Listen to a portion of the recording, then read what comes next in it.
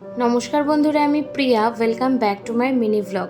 মহারাষ্ট্রতে অনেক বছরই প্রায় হয়ে গেল, আর এখানকার একটা খাবারের মধ্যে আছে যেমন পোহা, বড়া পাও, তার মধ্যে আরেকটা খাবার হচ্ছে সাবুর বড়া, যেটা এখানকার লোকেরা ভীষণ ভালোবাসে খেতে। তাই আমি ভাবলাম আজকে আমি একটু ট্রাই করব। সাবুটাকে সকাল থেকে ভালো করে ভিজিয়ে রেখে একদম ফুলে গেছে, আর এখন ভালো করে জলটা ঝরিয়ে নিয়েছি, আর করে নিলাম কয়েকটা আলু সেদ্ধ। আলু সেদ্ধটা এবার ভালো করে মেখে নেব। আলু সেদ্ধ সাথে একটু কাঁচা পেঁয়াজ, ধনেপাতা, কাঁচা লঙ্কা, আর দেবো একটু চালের গুঁড়ো, স্বাদ মতো নুন, আর বেসন, সমস্ত কিছু দিয়ে ভালো করে মেখে নেব। আর হাতের মধ্যে গোল গোল করে শেপ করে নেব। আর একটু দিয়েছি কিন্তু লঙ্কার গুঁড়ো, যেন আর একটু ঝাল ঝাল হয়। এখানকার প্রায় দোকানগুলোতে কিন্তু এই সাবুর বড়া, পোহা, বড়া পাও এগুলো বিক্রি হয়। আমাদের ওখানে যেরকম চাউমিন, এগরোল বিক্রি হয়, আর এখানে কিন্তু এই খাবারগুলো বেশি পাওয়া যায়। আমি কখনোই কিনে খাইনি সাবুর বড়া, কিন্তু ভাবলাম আজকে আমি এটা বানাবো।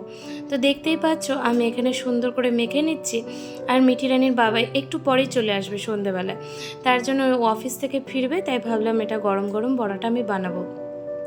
তো এখানে আমি সুন্দর করে খুব ভালো করে মেখে নিয়েছি।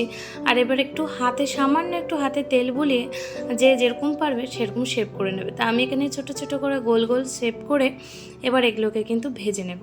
তাই দেখতেই পাচ্ছ ছোট্ট ছোট্ট বড়া বানিয়েছি। আর এখানে কিন্তু আরেকটু বেশি বড় বড় করে বড়াগুলো তৈরি করা হয়।